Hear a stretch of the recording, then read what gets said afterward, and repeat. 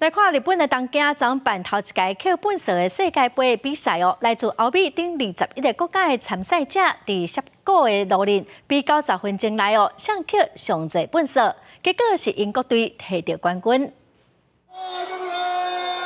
一声命令，所有参加比赛人3人一组出发，大家手提一个塑胶袋啊，甲夹仔这工具，因要比的是啥人赢桥上侪本数。 Sometimes it was really hard because there wasn't really that much trash, but that's when we had to look a little bit deeper, like in the bushes, or just really focus on the cigarette butts on the floor.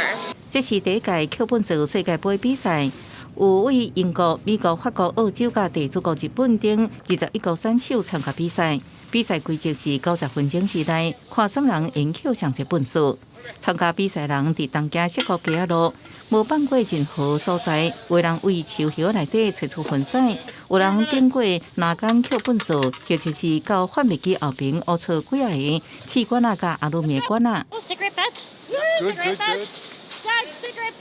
Everything we have, everything, our clothes, our buildings comes from Mother Earth, and so we really have to protect her. 日本环保团体为2008年开始举办过差不多230场桥本社比赛，目的是为鼓励民众净化公共区域。90分钟的比赛时間結束，所有選手登到出發地點，先將本社分類好，各一地一地稱重。2点目はですね、それを知ってアクションを起こそうとしている方々、この方々に対してこのアクションする機会を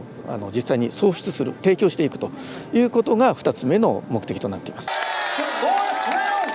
最後結果出來，英國隊57.27公斤摕到冠軍。主辦單位透露，下一屆橋本社世界盃會喺2025年舉辦，到時陣會有更較濟國家來東京參加比賽。公視新聞陳偉仁報道。